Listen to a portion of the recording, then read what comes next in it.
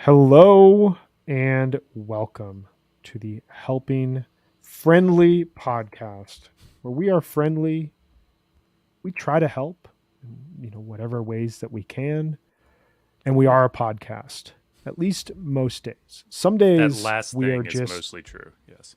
the last thing is mostly true. Some days we just Yeah. like talk over text and we're like, "Hey, don't ever tell anyone publicly what we just said." Because we liked the music and we can't tell people that. That's just not allowed. Too much fluffing Apparently, is, last night against the was rules.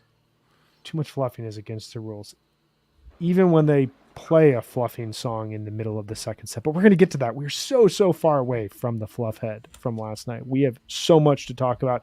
As Matt Higgins, guest from yesterday, says, last night was Mike's night. I think that there's something to that. Mike had a few notable songs throughout the show. Shermith says it was a very shareable groove. It also had quite a groove to share in. I don't know what he's talking about. Do you guys know what he's talking about? I don't Beats know. Maybe you me. can explain it to us. But I got to meet Might be. Matt a lot yesterday. Oh, nice. Shermith, Yeah. explain that to us. Where is the groove that we shared in? Maybe we have to get through the show to talk about it. I don't know. Sci-Fi Maybe it'll Soldier make lost sense on songs. this. later. Yeah. 2 Sci-Fi Soldier songs, the most that we've heard since the Sci-Fi Soldier show. Just wild. We are going to bring on 2 incredible guests. One of whom I believe cooked Megan food yesterday. Another of whom is a good friend of Megan's.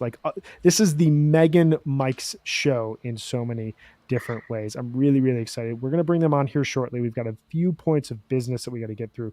But Elliot Chigger, who can be found online at the Chig, which is like one of my favorite Twitter handles I've ever heard in my entire life. I kind of want to steal it, good. but I don't think that you can do that with Twitter handles. I don't think it would also not apply to me. It just like sounds authoritative and really awesome, as well as Erica Lewis, who is going to be joining us to talk through this show. So we'll bring them both on here shortly. We do want to tell you all about, and we just got a note here from Shermith. The show speaks for itself in the groove sharing experience. So you're not going to explain it to me, dude? No, we don't have to explain it to anybody. That's the show's over. Just do the ad reads. We're done. It's done. We just told you about the show. No, we do want to tell you all about our great friends at Passion House Coffee. We are powered here at the Helping Friendly podcast and at Osiris by a few things. Music, you all know this. We love music. Music is kind of our thing. But we are also powered by coffee. I'm drinking some coffee right now because, this is just the way it goes. We're also always drinking Passion House coffee. We now have our very own blend, the Ocean of Osiris. It just rolls off the tongue and rolls off the waves. It gives you hope through waves. There's planets with waves and souls all everywhere. So much happening. We want you to visit passionhousecoffee.com to get some of this and other coffee today. Use the code that you see on the screen here, Osiris, if you're listening to us, OSIRIS, for free shipping on every order. We have a contest that we are running all summer long. This is required by both us, Passion House, and Fish for everything to go right. That's all going to make sense here in a second, because when Fish plays an ocean song, tag at OsirisPod plus at Passion House Coffee. Once again, that's at OsirisPod plus at Passion House Coffee on Twitter. Use the hashtag Ocean of Osiris. Get it? Ocean of Osiris. We will pick 2 winners at random at each show. Now, Fish decided last night we don't want to play any ocean songs. That's cool. That's up to them. We have a surprise in store for all of you because we do still have some winners for our Passion House contest, which you're wondering to yourself, what's going on? What are you talking about? Hey, we just love giving away the goods of Passion House coffee. So more on that in a second, because we also have to tell you about Atlantic City. Not the Bruce song that some people think is the band song. It's the Bruce song. It's a Bruce song. We've got to tell you all about Atlantic City. Fish is coming to Atlantic City, not this weekend. This weekend they're going to Crab Country. They're going to Atlantic City next weekend. You can get your Fish tickets at osirispod.com/AC. Head on over there if you don't have tickets for Fish at Atlantic City. You can get them through osirispod.com at AC.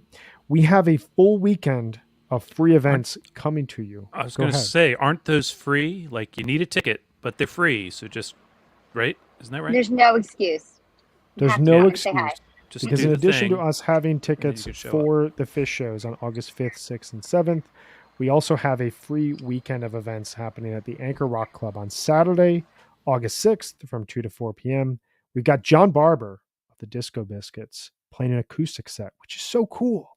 So awesome to think that he is going to play his music acoustically for people and talk about it and engage. It's going to be amazing.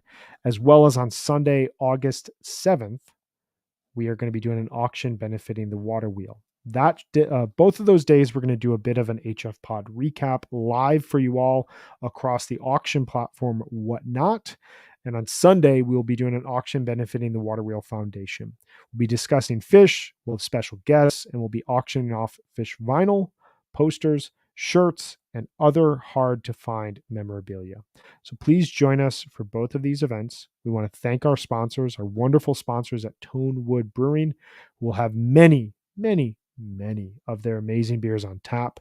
You can find more information for this event at osirispod.com/Osiris Live.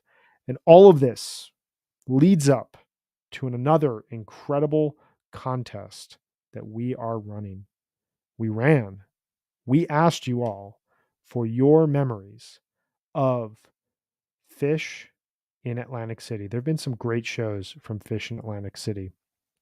My favorite memory is the twist from November 1st, 2013, that touches on Under Pressure and just gets this like joyous zone. And it feels like this band taking this deep breath after debuting 12 songs the night before.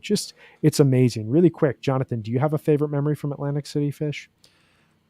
Kind of. That same night when I realized how much of a fire trap Boardwalk Hall probably was, and I decided I would never go back in that room because it terrifies me. But that show was really good. It's a great show. How about you, Meg? Do you have any memories of Fish in Atlantic City? I've only been once last year, Sunday night, the last show. I drove down last minute, went with someone I had only met once. Super spontaneous. I had the absolute best time. Super fun show, great vibes. I ended up going to the Jerry dance party afterwards and dancing to like Happy Jerry tunes till like 2 a.m. So I'm going back for all 3 nights this year because it's so fun. She's doing it. pretty And good. that Sunday night show, that was a ton of fun. Well, we asked It's all so of fun. you out there in the world, what was your favorite AC Fish memory? And we have 4 winners who are getting a 3-night pass to Fish in Atlantic City. Our winners That's a are lot. It's amazing. Mike Hamad, Hope Beach, and on Twitter at Mr. Minneapolis, as well as at Shane Hugh Law. And I mentioned previously, Awesome. they're also winning some Passion House coffee. They're also winning some What? Ocean of Osiris. They're getting it all. They're going to see Fish in Atlantic City, and they're going to get Passion House coffee. So congratulations to the 4 of you. We will be in touch. If you're not watching the show live, that doesn't negate anything. We will be in touch to get you your tickets as well as to get you your coffee. Pretty amazing stuff here from Osiris, from Fish, from Atlantic City. Look, people are winning already. I keep talking about it. Go to Atlantic City. You're gonna win. I promise. I promise. No, don't take my gambling advice. But Seeing Fish is a win. seeing How you do in the Fish casino is is a win. your own problem. Having good coffee, that's a win. So we're really, really excited about that. Last 2 points I just want to highlight here. We have 2 events that are coming up past the Atlantic City weekend. We're just doing so much this upcoming summer. Osiris Live will be at the Cooperage in Milwaukee, Wisconsin on Thursday, August 11th for an evening of music and conversation with Riley Walker. I said it on the show before, but it's worth mentioning again. One of my favorite singer, songwriter, guitarist, humans alive. RJ and I will be interviewing him, and you can get tickets at the link on the screen, or if you're listening, osirispod.com/Milwaukee. In addition, see that dude right next to me who's just staring sternly at the screen? Yeah, it's you. It's you, John. You and Hi. Jonathan Hart and I will be interviewing Taper's Choice at Larimer Lounge in Denver, Colorado on Wednesday, August 31st. That will be happening the night before the first 4-night Dix run. I am so excited about that. This is a band I've been wanting to see for so long. Jonathan sitting down and talking with this band with you is going to be a ton of fun. So I am very, very excited about this. Get your tickets for that at osirispod.com/Denver. And I that's already Denver have with an FOMO. ER. I already have FOMO about this. I like pre-event FOMO. It's not I too love late that. for you to show. You can be there. Just come out for that show and then be like, you know what, I'm going to stick around for some fish at Dick's Sporting Goods Park. I'm trying to stay married, guys. I hear that. The woes of every fish fan. I get it. Last thing I want to say before we go live, we have good friends over at Wook Plus who have excellent content that is going out on a weekly and nightly basis. So the lot goes live pre-shows on Wednesdays throughout tour, and the Afterfish after show goes live 15 minutes post-show. You can watch both of those on Twitter at Wook Plus and on YouTube if you search Wook Plus, all one word. I'll be on there this weekend to recap the Merriweather shows. So I'm really, really excited about that. Megan's been on, Jonathan's been on. It's really, really great stuff. Awesome dudes. Kevin Hogan should be somewhere in the chats saying something hilarious and insightful all at Totally. once, which I have no idea how he does that, but it's the way that they roll. All right. I think that we should bring on Elliot and Erica to talk through night 2 of Fish at Jones Beach. Elliot, Erica, welcome What's up, guys? to HFPod. How are you guys doing? Doing great. Oh, so good. Yay! So good to be here. Making me really happy. Yeah. so happy So to have you guys here. Yeah. How are you guys feeling coming off of the glow of yet another fish show? Elliot, how are you feeling today? I feel great. I got to tell you, a 15-minute ride home after a fish show is a hell of a lot better than 2.5 coming from Hartford or Philly. So to have fish in my backyard, 15 minutes away, hometown show, it is nice to get home quickly, nice to shower, get to bed at a somewhat normal time, and then, refuel, get ready for this or the next show coming up. I love it. Yeah, this is why I love the Dick shows is we have a back road out of Dick's Sporting Goods. We get away from the traffic, we get on the road, and we're back home in 10 minutes. And I'm on my back patio, just basking in the glow. It's nothing like it. You travel, but then you have the hometown shows, and it's something else. That's right. That sounds all right. I got Erica, home how are without you doing? GPS the other night. My friend was so impressed. He's like, "You don't need a GPS?" I was like, "Yeah, I live here." It is impressive on Long Island. That is. Erica, how are you doing I'm today? good. I'm so good. I'm a little tired, and but smiles for miles. And I feel like for a few days I'm gonna have these smiles. It was just such a great night, and I got to see Megan, and I get to see her again now, and I'm just so happy to be here. I love it. And Megan, you are coming from a fish show as well. You are 2 nights into this tour. How are you feeling after last night? Same as Erica and Elliot. I'm just totally blissed out. Last night was exhausting, but in like the best of ways. This whole run, the energy was just so high, and the band is playing at such an incredible level right now. And last night, just seeing so many friends and being with old friends and meeting new friends, it's been a magical 2 days. So I might run away on tour and never come back. That's a good plan. I like that. I like that plan. Energy is something that we want to talk about because these are the quasi They New didn't play York. that last night. Oh, you're right. Sorry. Yeah, that's, I always get these. That's not I confusing. don't know why I'm looking at October 2021, Sorry. but we'll get right on track. No, these are the quasi New York City shows of the tour. I know that we're on Long Island. We almost might as well be in a different state, but we're in the New York regional area. Follow me here, guys. I want to ask you guys, this is obviously an area that the band loves to play. They have not played Jones Beach until Tuesday night since 2013, which was a famously rainy, cold, very just like frigid show from everything I've heard from people, but actually it had an amazing second set. This weekend's these midweek shows seemed a bit different. Erica, starting with you, we want to talk about the vibe of the show, and the vibe of the show segment is sponsored by our friends at Section 119. They are the premier apparel brand where many fans shop to represent their favorite band in everyday life. They've got sophisticated designs and epic quality. Section 119 offers donut-inspired button-down shirts, board shorts, dry-fit polos, and hoodies, among many more awesome clothing types. You can use the code on the screen, SUMMER22, for a 20% discount on your next purchase. You'll absolutely love your new gear. You can score 20% off once again on your next order with SUMMER22. So in that vein, Erica, what was the vibe of the show like for you as you were walking in last night?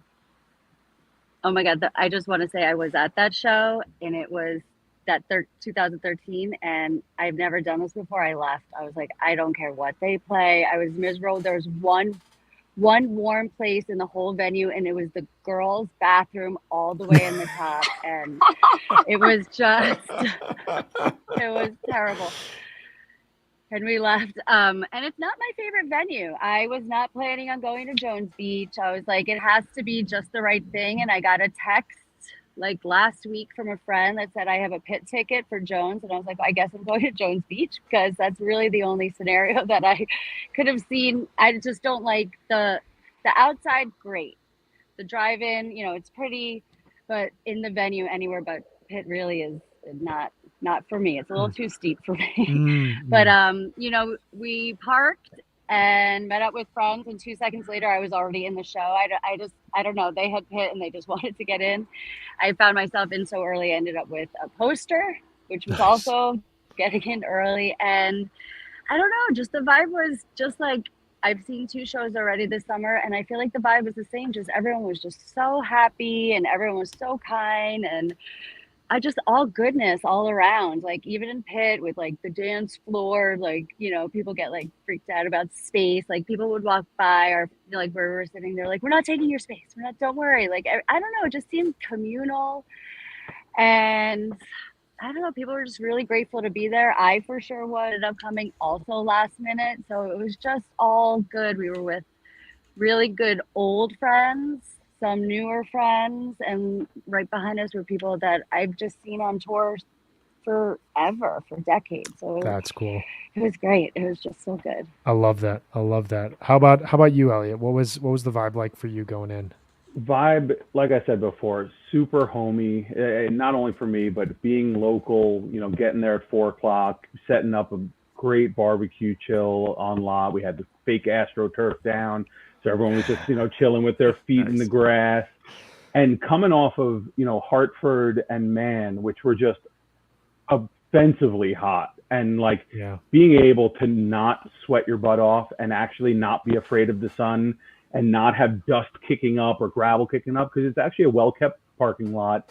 Everyone was just very laid back, willing to share, tons of vendors. The shakedown was huge. I think it was 4 rows wide.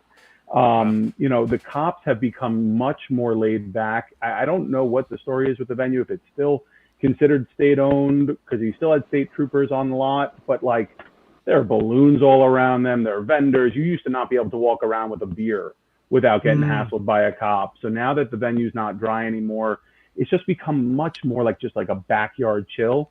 And to Erica's point, the venue is tremendously steep. I won't sit up above a certain section because I just feel like I'm a tall guy and I feel like I'm going to fall down, because I'm just that much higher. But when you think about it, there really isn't a bad seat, because even the highest seat I think is closer than like the riser section at MSG. You're closer to the stage and the lights than you are being across the MSG arena. So everything is kind of like you're on top of one another. The seats are a little cramped, but we were in section 1, Rage and Mike's side, and sound was good, not too loud, not I didn't even have to put in the earplugs, but it was a real homey feel. And as much as they did not play an ocean song, I think Yamar's a great song to play on an ocean, and we were right there. Point. That's a good beach tune, if there ever was one. It's that point in tour where like it feels like we have an established sensation that no matter what happens, you're in for surprises, from set list choices, from where jamming happens, and you're in for a show that is going to I think be really re-listenable on the long term standpoint. In the immediate, in the moment, like it just feels like a really good show. It's very vibey, and that like mixture at where we're at in tour, there's a good sentiment where we're at right now. It seems like everyone going into each show feels pretty excited, and the aspects you guys are talking about like the reunion with good friends, coming back to see the band, plus the music, that like the concert that night, it's going to be surprising in a really good way, and it's going to be really re-listenable. It's a good mixture to have right now. Oh, So it's a yeah. good Yeah, vibe. I think everybody walking in at this point in the tour has got to know that it's not going to be bad. Right. Fish is Right. playing really high level, so anticipation is high. So that always feeds the vibes. It's Well, we're a far cry from, you know, I don't want to name a tour, but the kind of tour where people are walking in going, I don't know why I'm here. I should just stay on the lot or some nonsense like that. very true. This is so everybody. I think we should probably keep hearing these kind of fairly consistent replies from people like, And you know what's we're ready funny? for a good time.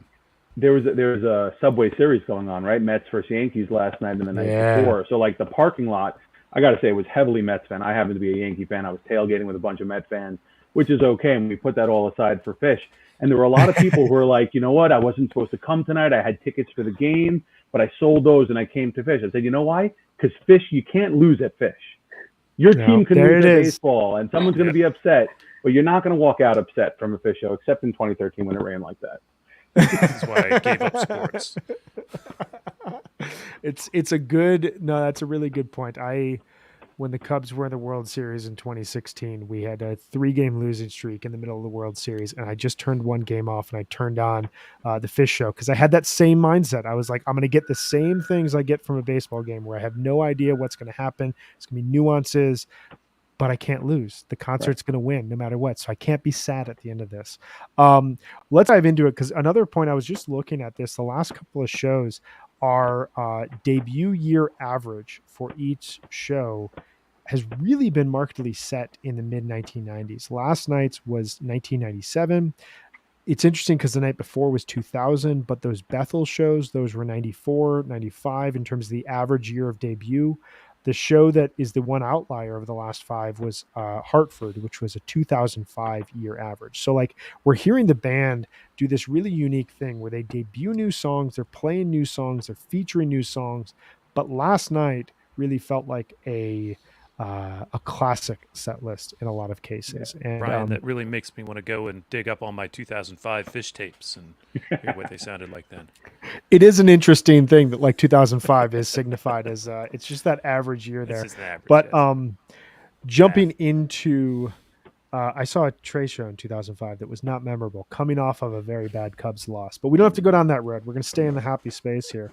7/27/22, Jones Beach Theater. Set 1 reads Mike's song into Wolfman's, into Yamar, 46 Days, into It's Ice. All of These Dreams, Something Living Here. Nice little return of that song. Into Axilla Part 2, which is just back, which is wild, into Circus, into Run Like an Antelope, which at that point I was like, oh my God, what are we doing with Week of Pug Groove? Does it even exist anymore? Elliot, starting with you, what was your highlight of set 1 and what was the overall feeling of set 1 to you? So I'll start with the overall feeling. So on the lot, and I was talking to my buddy as we were setting up the tailgate. I said we're due for a Mike's Groove. It's a Long Island type thing. It's an island tour type thing. We're due for the Mike's Groove. They've done Mike's by itself. They've done Simple by itself. They've done Weekapog by itself, but we haven't gotten a proper groove. So when they opened with Mike's, I was like, oh, here it comes. But then they went right into Wolfman's, and I'm going to stick with Wolfman's as my highlight. It was just a well played, beautiful peaks and blissful peaks by Trey. Trey was harmonizing well. Fishman is by far highlight of this run. He is just a driving force of beat and pushing the boundaries of where the song should go. It wasn't so out there, right? 13 minutes or so, but it was a welcome. I had some friends calling it as well. It was just a welcome, upbeat Wolfman's. Like I had everybody rocking. It was groovy. It was funky. There was a point right as they segued from 46 Days into It's Ice. Trey was calling for It's Ice, and as they came out of It's Ice, they're about to go into something, and Trey hits a chord And I tell you, my knees buckled, my body froze, and I said, "Oh my God, what are they doing?" And I thought, and 3 other people around me thought they were going into Terrapin too, and I almost fell to my knees. But it was all of these dreams. And going back and listening to it, it does sound a little bit like the opening chord to Terrapin. And I'm thinking, did we undersell this show so much that they're going to do that to us and give us that? I'm like, no way, there's no way. And sure enough, it wasn't. But it was a well flowed set. It did have that old school vibe, even though you had a few new songs in there.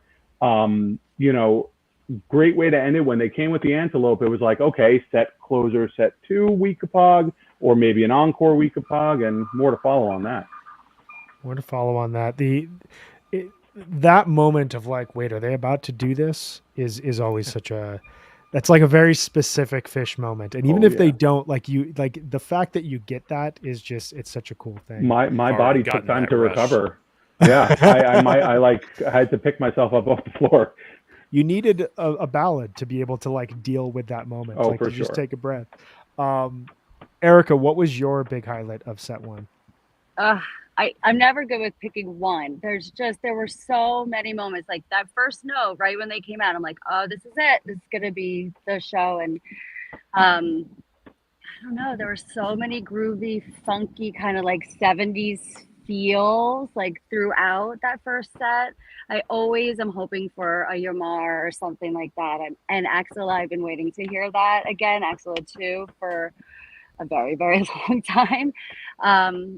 It's hard for me to pick a favorite. It was just all danceable. We were just having like a full-on dance party. And the thing that I love about this band is that you could be 16 again with them and be where you are with them. Like it evolves, we evolve, but it always brings us back to that like magic. And I had lots of moments last night of that and just gratitude. Like, oh, I keep getting to hear this and I'm with the same people that I've been seeing this band forever with. And it's just, so for me, it's just on and on and on. Sorry, I know there's not one, but it was chock full of amazing moments for me. And if I can add something, what they've done is get us off our game, in that we have no idea what's coming and what they could do with each song.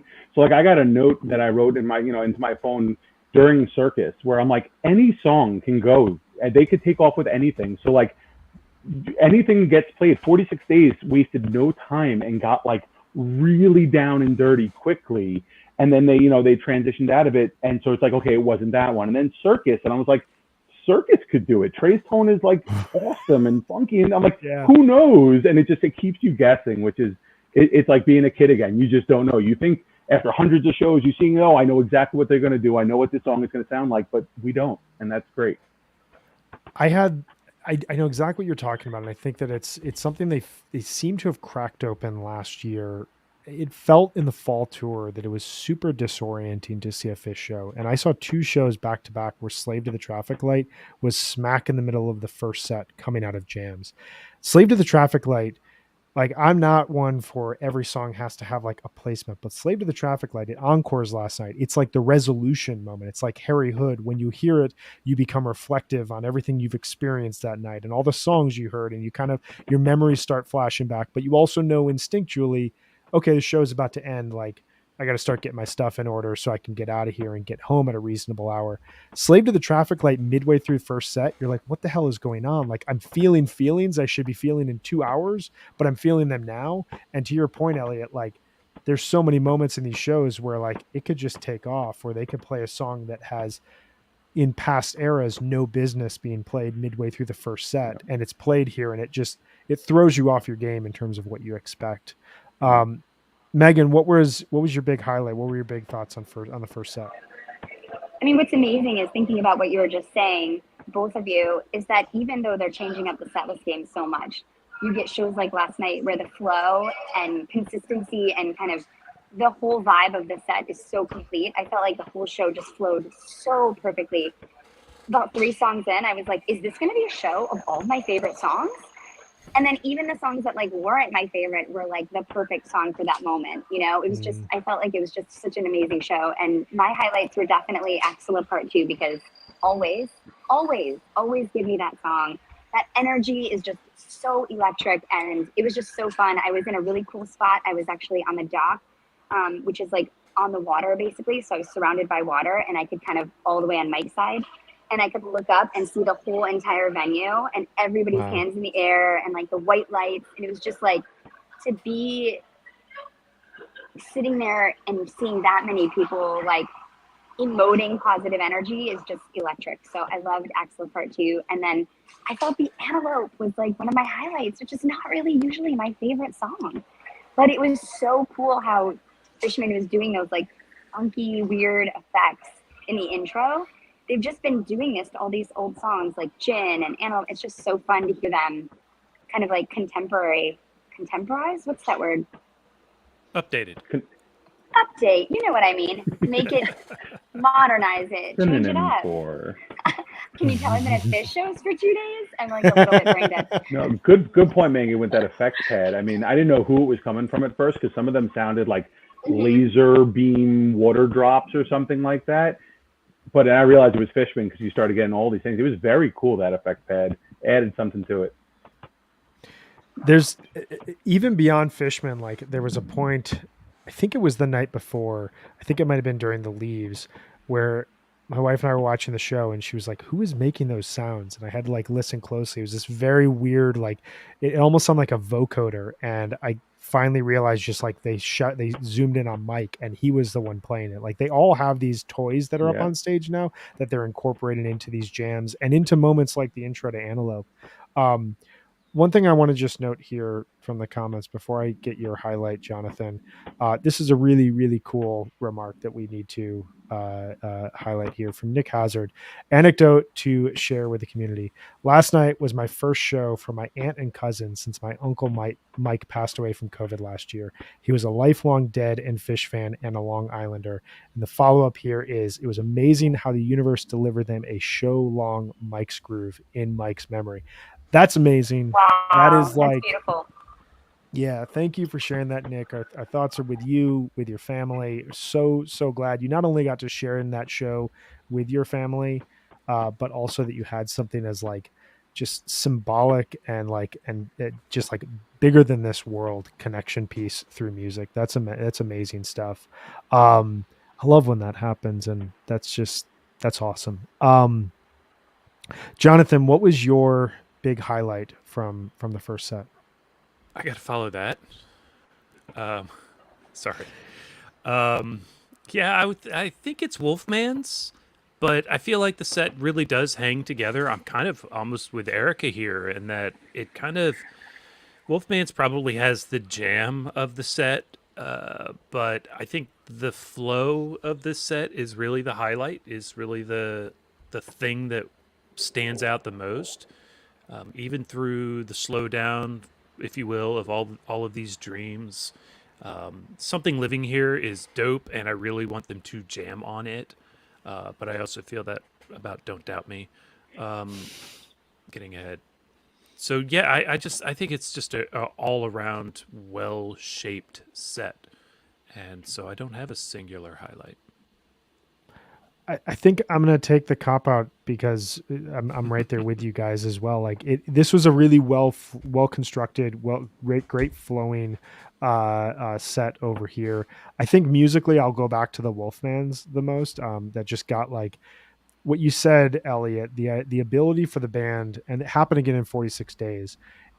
You used to get these songs that you knew could get expansive, and the band would kind of hang out in the musical space of that song for 5-6 minutes, and then okay, now we're ready to go off and we're ready to explore.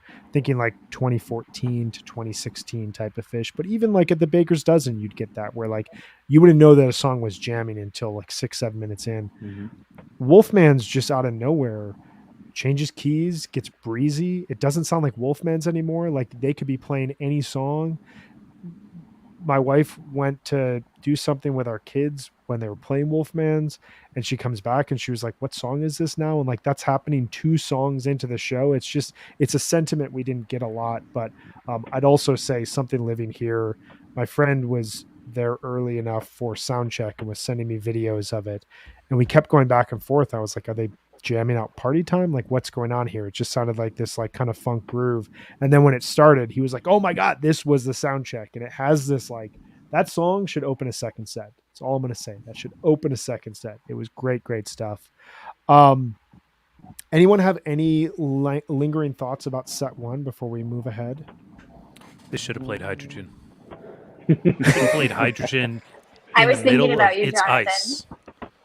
Ooh, That would have been so cool. I thought I should hire hear me the to write beginning set of it lists. too.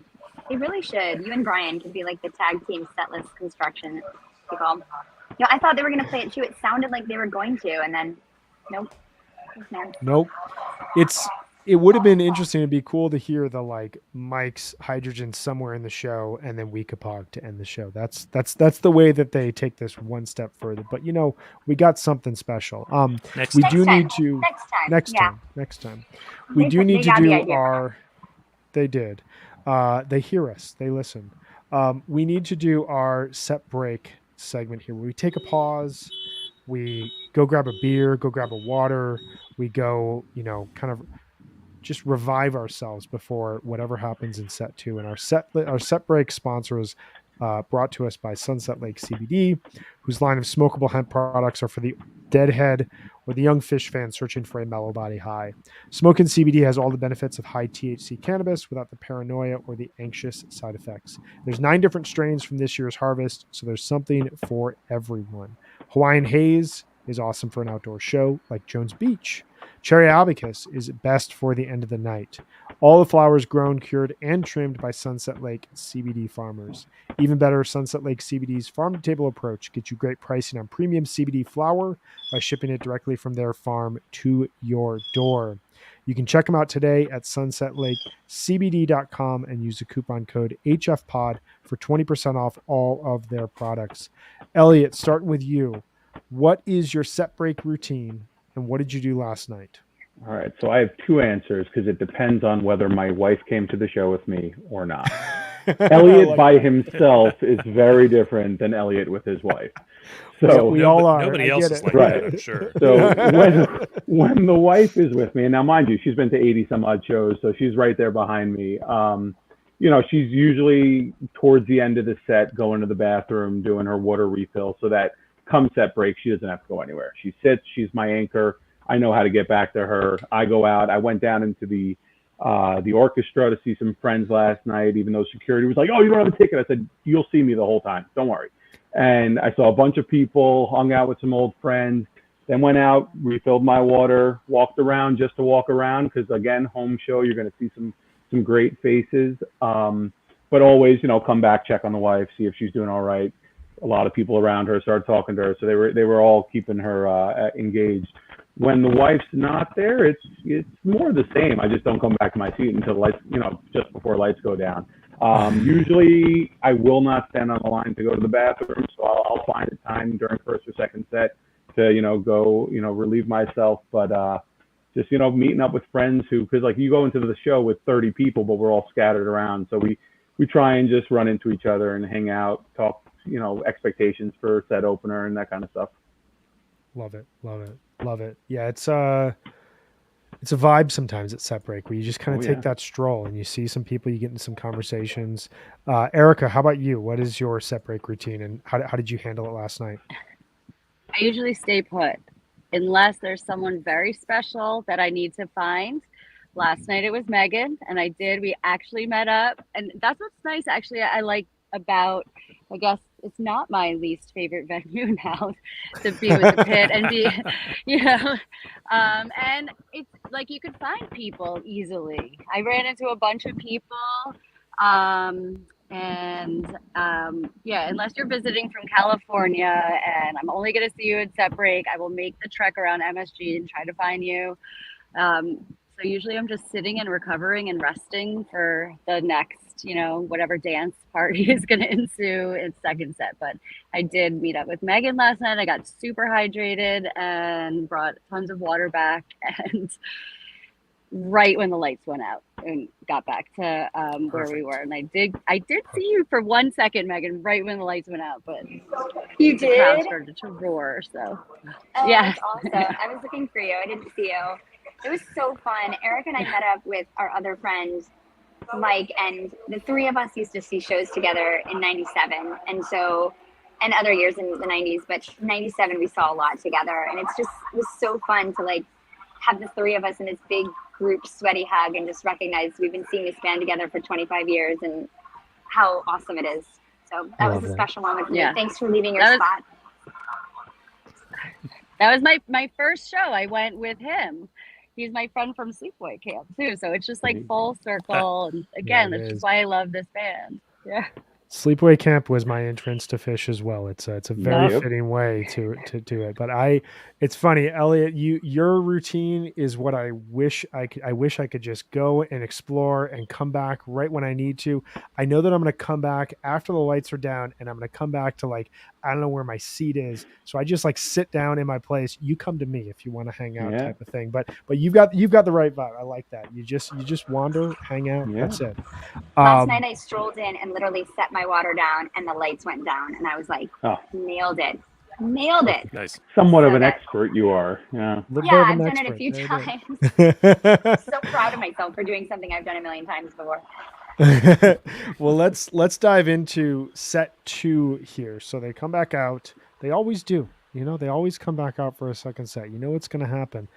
They come out, they play No Man in No Man's Land, into Down with Disease, into Don't Doubt Me, the second Sci-Fi Soldiers song of the show, which went right into Golden Age, into Lifeboy, into Fluffhead.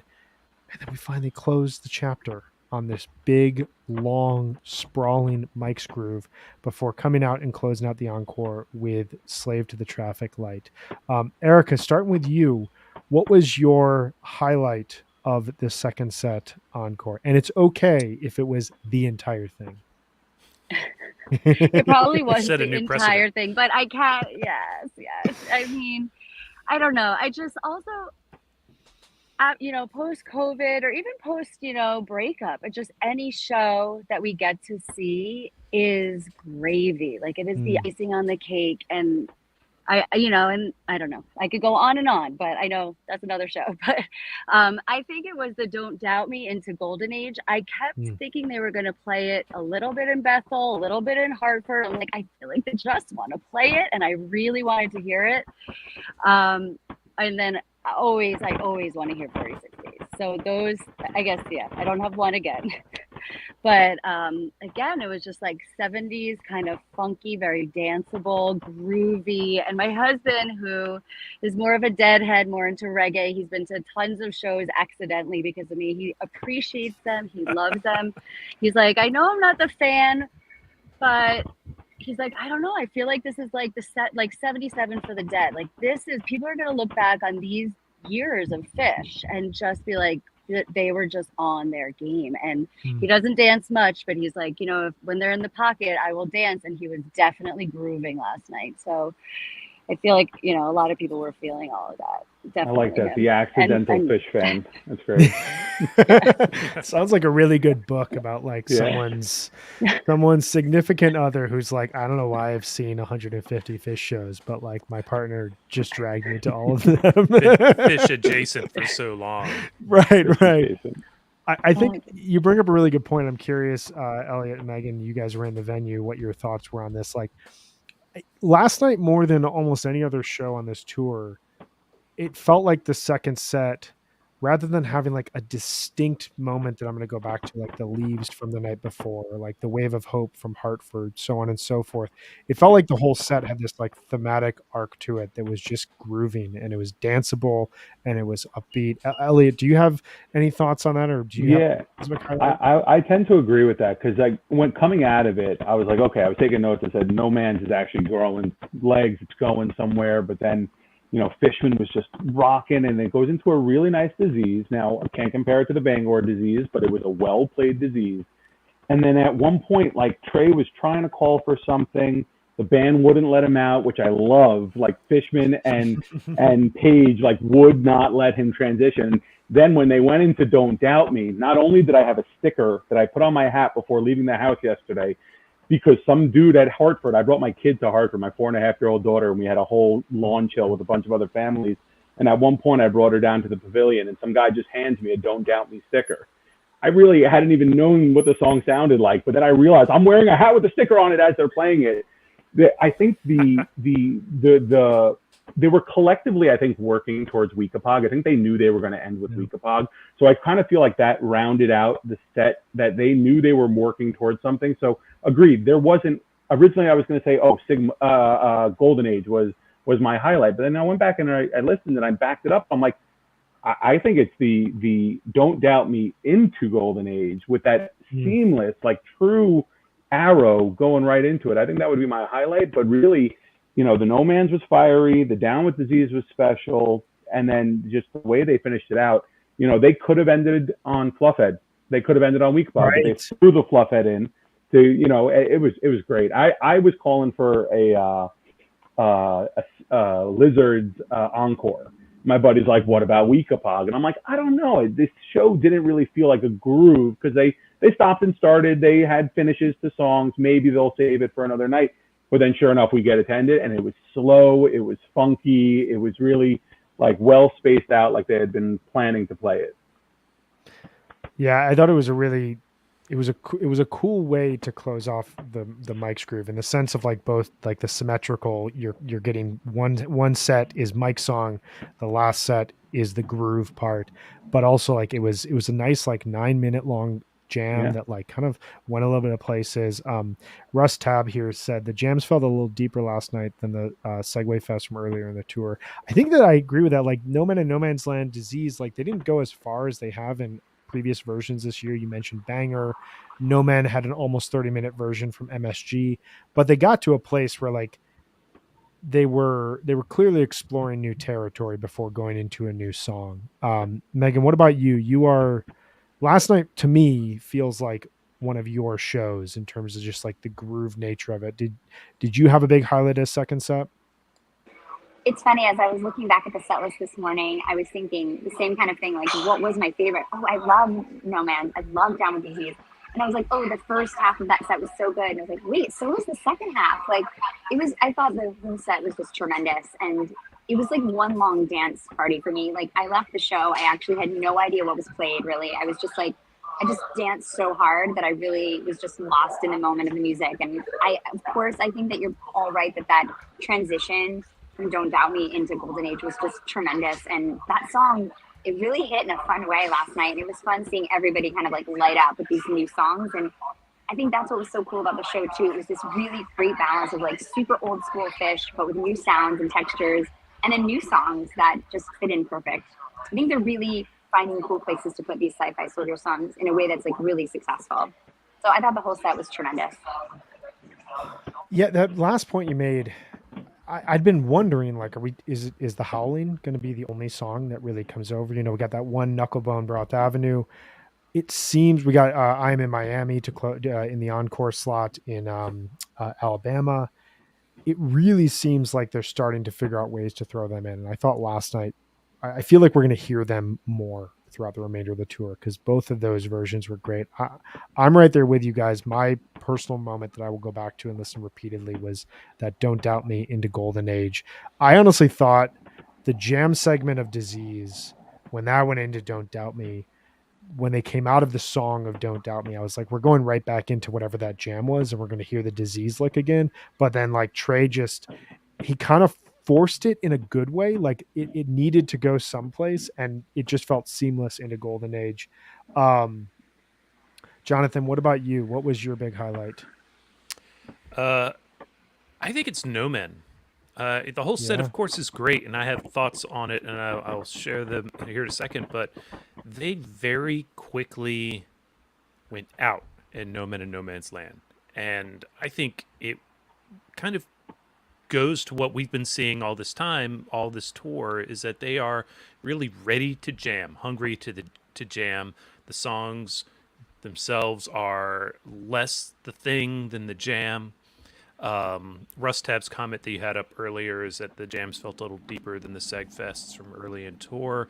Totally true. If one thing you can get from looking at the set lists and the timings is that they spend a little bit more time in fewer songs with this second set. So you get a 12-minute jam and a 13-minute, then a 9-minute and a 6-minute.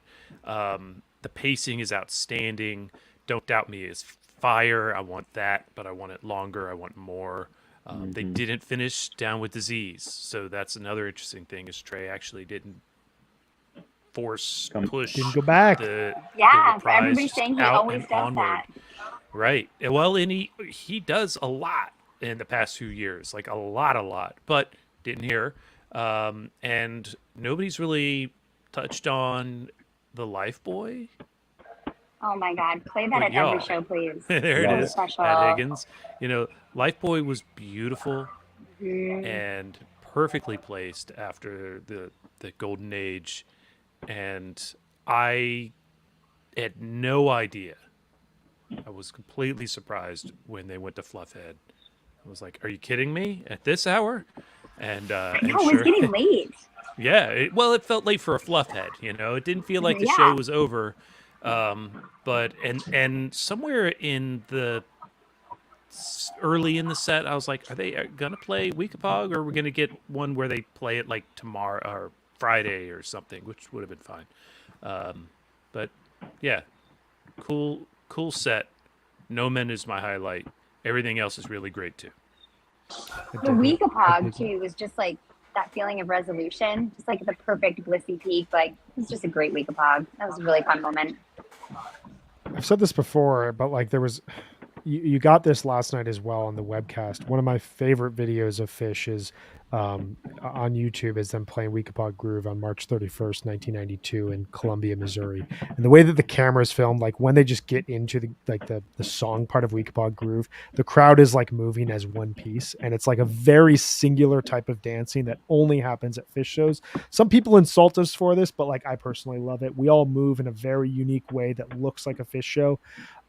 There was a shot during Weekapog behind the band of the crowd, and the crowd is just moving like a Fish crowd. It's just like slightly off rhythm, but in rhythm and in unison, but everyone's doing their own thing. There's something about it. I loved it. It felt very old school. Before we get to our last segment of the show and close things out, I do have to note, Brian Quintard, one thing is the shirts that Trey and Paige and Mike were wearing.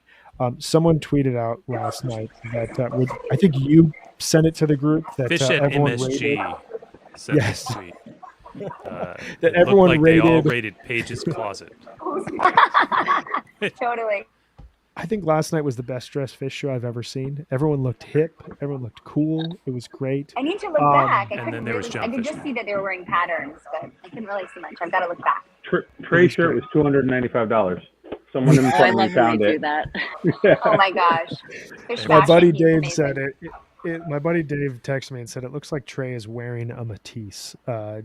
It was it had that look to it. Well, my wife was So bummed because they classy. didn't have the big screens left and right of the stage on, so we really couldn't see what was going on stage. So I don't know why they didn't have the webcast up on there, but they love you. De la vie. Well, our last segment here of the show is to shout out the lasting highlights. So we've talked about our favorite moments from first set and second set, but what is the thing that we are going to be listening to 5 years from now? And this is brought to us from our friends at Fans for Racial Equity, who seek to build an anti-racist live music scene and promote liberation through racial equity in the world at large by activating the collective power of our community, by facilitating thoughtful engagement around race and its intersection with other issues. Free empowers fans to challenge discrimination and systematic oppression wherever they see it. To get involved in Free's education, outreach, and community partnership programs, you can see it on the screen here. Sign up to volunteer at fansforracialequity.org or share in the groove at the Free table during a show. They'll be at every venue for the rest of Fish's summer tour. Elliot, starting with you, when you think 5 years from now, 2027, which is 2027 going to come? I don't know. We're in such a crazy period in our lives. But if we're listening back to 2022 Fish, what are you going to be listening to? What's your moment? Oh, from this show, I'm torn. The Fluffhead was near perfect, I got to say, but there are so many versions of Fluffhead that are either perfect or near perfect. I like the Weekapog. I really do. It's not your traditional Weekapog. There are some Weekapogs that I throw on and I'm on the highway and I'm going to get a ticket for doing 130 in a 40 zone because it's just like, I'm going. This was not one of those. This was like a laid back, chill Weekapog, and I always love a good Weekapog. So I think I'm going to come back to that in 5 years. I love that. I love that. It was a great I've week. gotten The pulled stamp over on the for show. dancing to Fish. Sorry. Same. This is Same. this is 100%.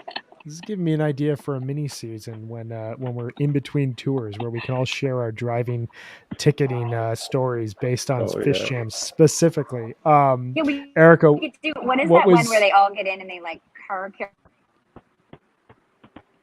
we lost you Oh, Meg, but where'd she Erica, tell us what was your big highlight that you're going to look back on, and it's okay if you say I'm going to I listen to think this it's whole that show. the whole show. For sure the whole show, but I do like the "Don't Doubt Me" into Golden Age just because of that like segue and the I don't know, that like disco-y funky at that rhythm and that pace was so good. And then just like I was like really honing in on Fishman's cymbals. Like there's a Yeah. lot of that. Like I want to go back and like listen to where it was really just it was like melodic and meditative. I don't know. It just brought me to a new space. I don't think I always pick up on it. So I do want to go back and find where was that happening. But definitely those two songs together, I think. Yeah. That was such a moment. And I love how Don't Doubt Me, just like when they start yelling, why would you doubt me? It speaks to the community at large. Yep. Like, why would you ever doubt that this is this is always gonna be amazing no matter what era of Fish we're in. It's just gonna keep getting better and better.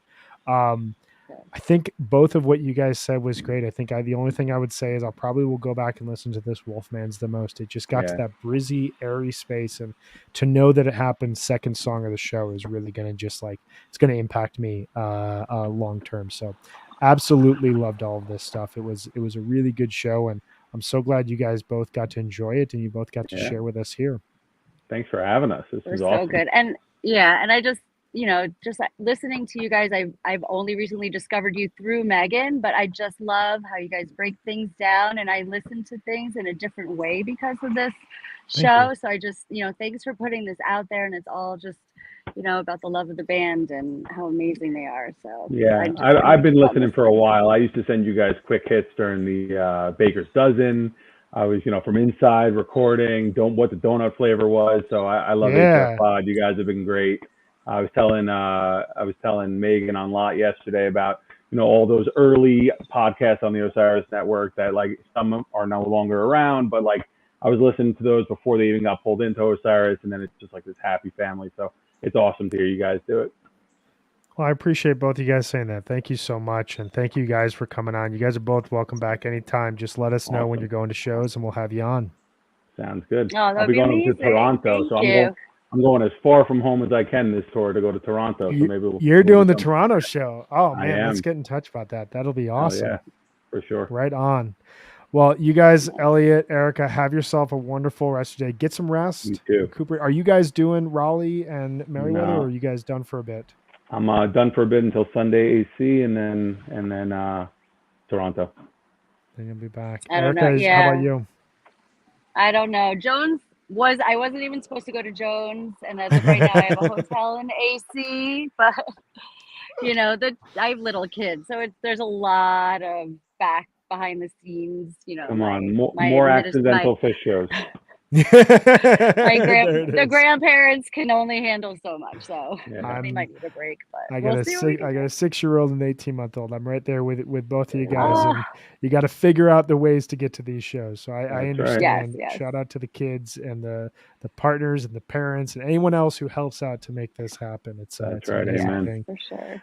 Well, you guys get some rest. Soak in the bliss of a fish show. It's one of those things. The next day that you wake up and you haven't had a fish show the night before, it's a very different experience. So you guys are you're still soaking in it, and we'll talk with you guys here soon. All right. Thanks, Brian. All right. Take Be care, well. Erica. All right, guys. See Bye. ya. Nice meeting you. You too. All right. Elliot, Erica, thank you so much for hanging with us here today. We will be back this upcoming Saturday. We've got a show tomorrow night in Raleigh, off night here tonight, but we'll be back Saturday morning at 1 p.m. Eastern to chat about Raleigh's first night We've got a returning guest who will be coming on, Alex May, who talked with us about Fish Summer 92. You guys may remember that. That came out a couple weeks back, where he saw a Horde show, a Santana show, and a Fish 2-set solo show. Had some really, really cool thoughts about where the band was at the time. He is going to be joining us. We should have some of the crew from HFPod who will be at Raleigh. RJ, Jonathan, and Megan will all be there. So they're going to be calling in to talk about their experiences. The last time that there was a Friday night show at Raleigh, it was one of my favorite shows of that summer tour, 2018. It's like the best kind of sloppiness. There's the Runaway, Jim, Antelope weird mashup in set 2. So every time they play Raleigh, they seem to bring something to the table. And I'm really excited to hear what this band currently, how they sound right now, how they go into that run, as well as Merriweather Post. We got a bunch coming to you from that as well. So we'll see you this weekend. Everyone take care of yourselves. Be safe, do well, be well, and we will see you here soon. Take care. Bye-bye.